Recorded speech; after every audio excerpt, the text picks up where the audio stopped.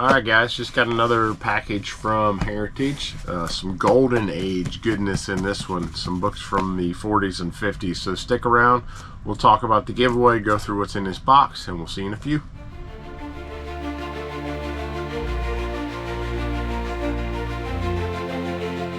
Alright guys, as always, first things first, still got the giveaway going. X-Men #1 from 1991, the deluxe edition, CGC 9.8. Like, subscribe, leave a comment below.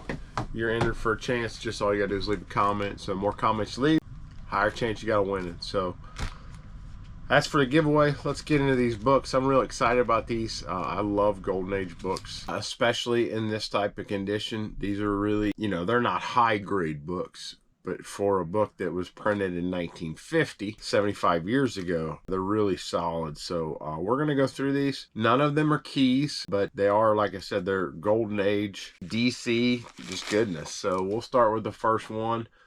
This is Superboy 34. I believe this book's from 1954. I love the feel of these books. The paper's just different. They press really nicely in a press. One of the big things with Golden Age DC books specifically is the interior page paper they used. I don't know if it was like a lesser quality, but what you find a lot is the center staple. The center fold actually breaks loose very easily on them. So I always check them when I get them. This one's actually really nice and tight. No damage. I'm just flipping through making sure there's no coupons cut out or puzzles or anything done, or sometimes people will fill out the thing to mail in and then not mail it in. So I'll be listing for each book along the bottom here the value based on what I think the grade is, what the most recent GPA analysis pricing was on a graded book. Obviously these aren't graded. I probably will have most of these graded just because I love, like I said, I love the Golden Age, but I love a slab Golden Age book. The paper's 75 years old. I know it's going to preserve the paper much better than if I put it in a Mylar in a box. So this is probably, again, this is Superboy number 34. I'm going to say this book's probably in the 4.0 range. It's got a chip out. Centerfold's nice. It's got some general wear along the spine. It looks like, it's been read quite a bit, which is awesome because it just means, the kid that bought it 75 years ago that's probably no longer alive actually, enjoyed this book. It's got a little bit of color breaking ticks along the corner, or where it's been folded up and dog-eared and probably been stuffed, rolled up and stuffed in a pocket. So that's Superboy number 34. I love the art on this stuff too. It's very basic, but it's just, it's just fun. It's good stuff. Let's start. We'll work our way down. So next book up we have is number 33. This also, I believe, is 1954. So it's kind of cool. You see Superboy on the farm in Smallville. Got a crow. So the back of this is a little rough. It's very, very tanned up. You can see no tape. Looks like it's got a little bit of a stain mark right there on the top. Probably got wet at some point. Feels solid though. I go through, there's some water staining along the top, so it definitely got wet at some point, but page quality is actually pretty good. I'd say these are probably going to be off-white pages. They're definitely not tan to off-white, which is good. So here's a good example. So there's a puzzle in this, and someone filled out the puzzle. So I believe CGC gives that, I want to say they give it a green label and say like puzzle filled out or something like that. I'll have to do some research on that. If it gets a green label, I'm not going to submit it. That, that detracts a lot for me. Staples again on this one, really nice and solid. Again, the page quality, the color of the pages are really surprisingly white. And again, if you think about, this book came out during the Korean War. So, a long time ago. Most people that fought in the Korean War are no longer with us.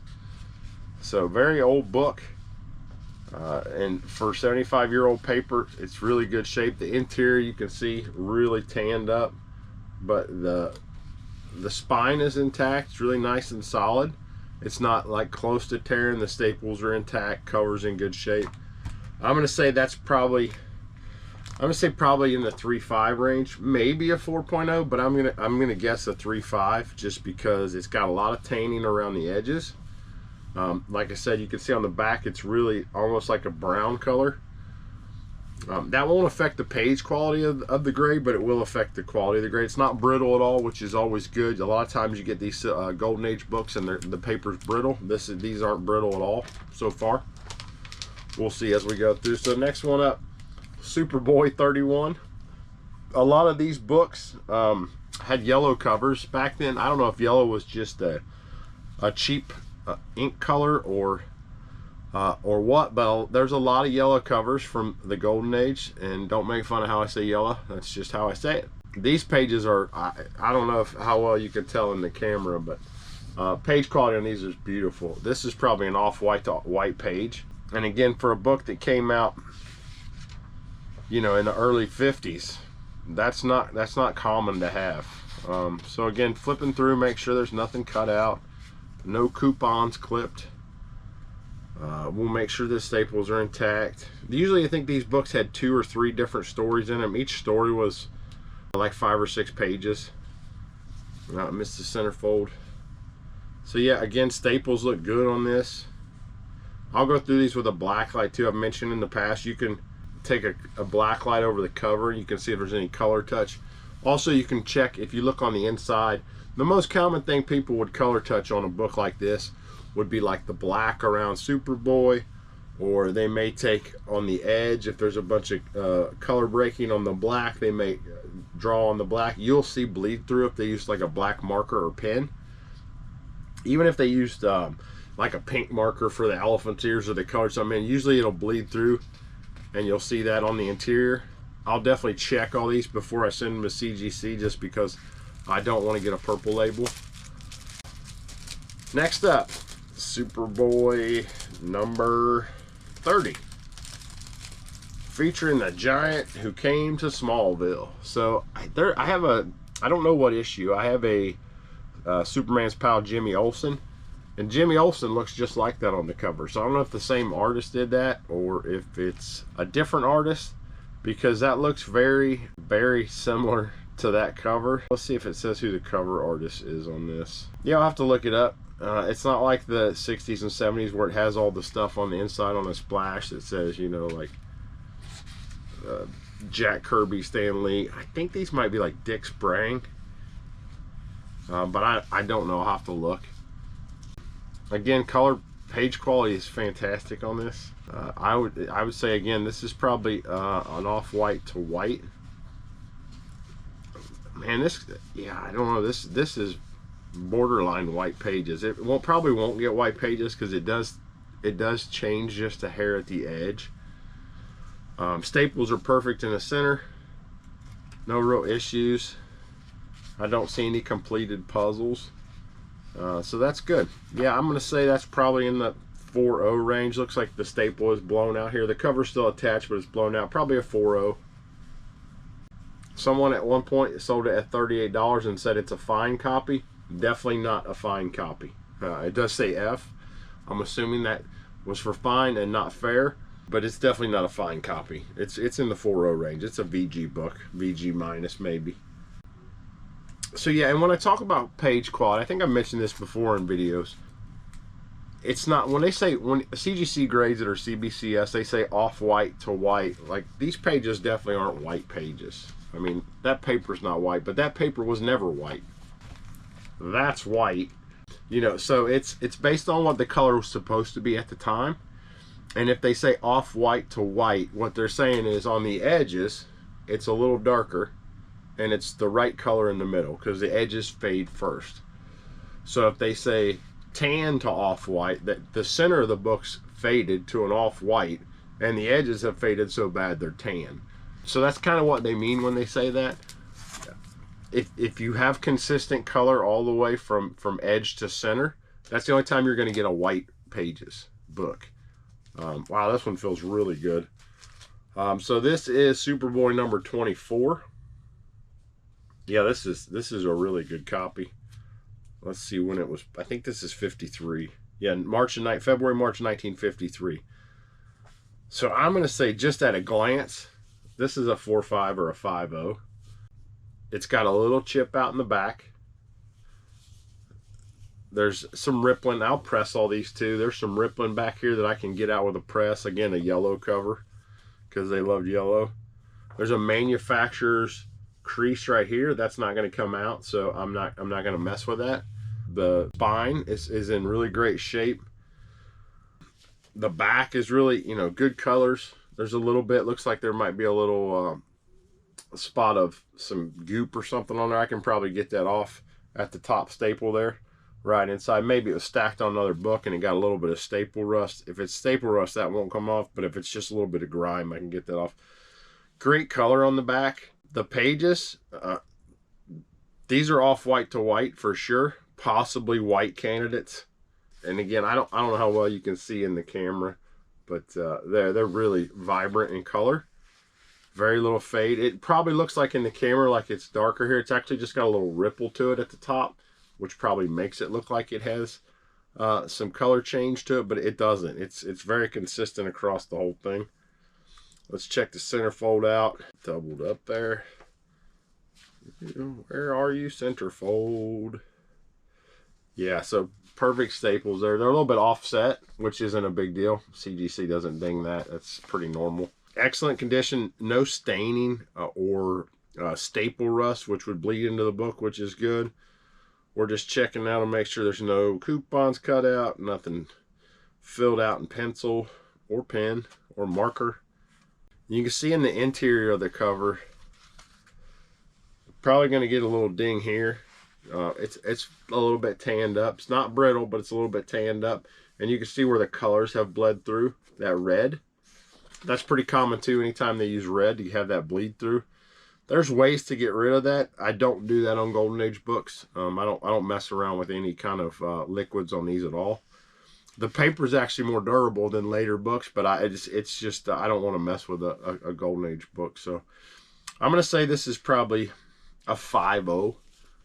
So Superboy number 24, 5.0. And again, you should have been seeing the prices on these are sold for. These books don't come up for sale very often, so there's probably not a whole lot of data on them. And some of the data may be several years old. I may have listed what that you can find the books for out there, not necessarily GPA. There's no GPA data. Here's Superboy 22.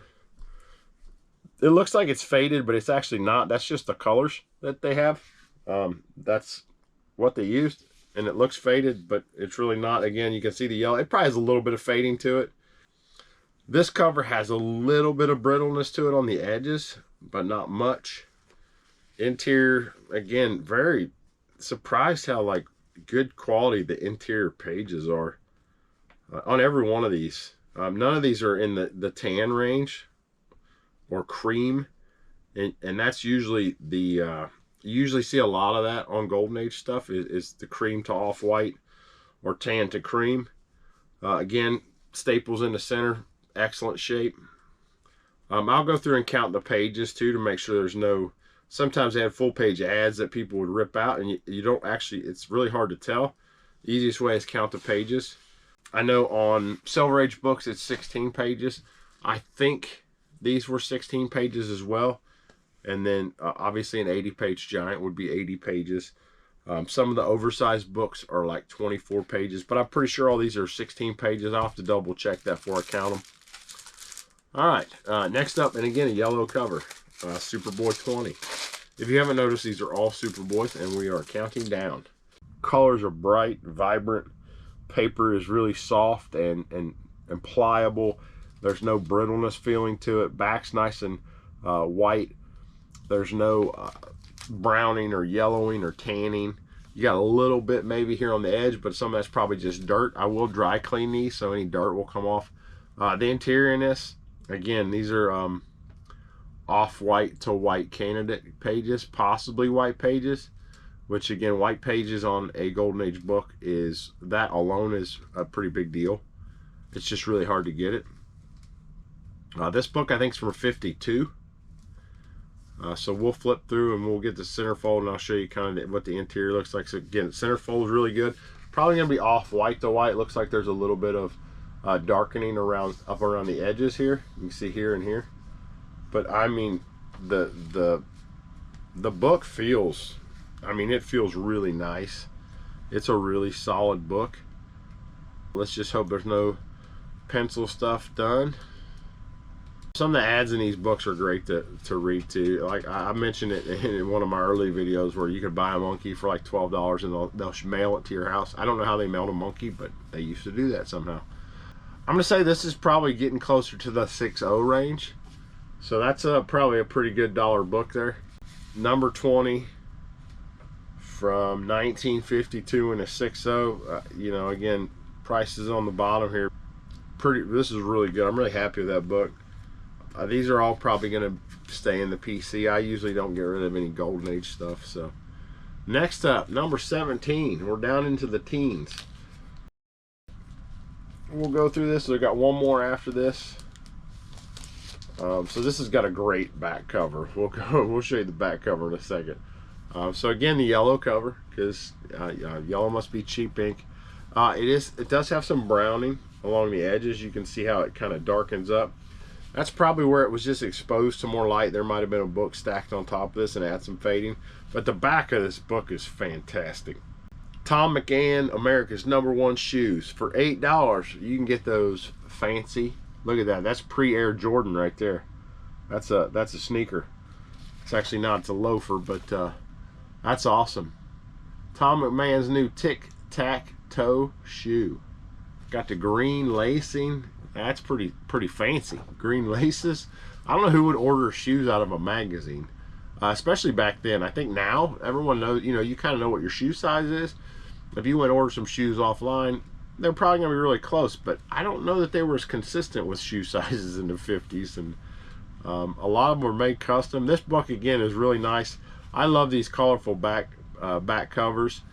And DC kind of changed theirs up a little bit, where Marvel, every book from 1961 to like 1968, it's the same back cover with the Norman Rockwell guy painting, and then like ads on how to go to paint school or something like that. You see a little bit more variation with the DC stuff. Let's see where the centerfold is. I think nope, not yet. Again, good pages inside. These are again probably off-white to white. Center staples, excellent, very good, nice and tight. Looks like there's a little bit, I don't know if that's just dirt or what. I don't think it's rust. It looks like it's just a little bit of a dirt spot. Definitely not white pages. Possibly could get just off-white on these. These are probably the darkest pages we've seen.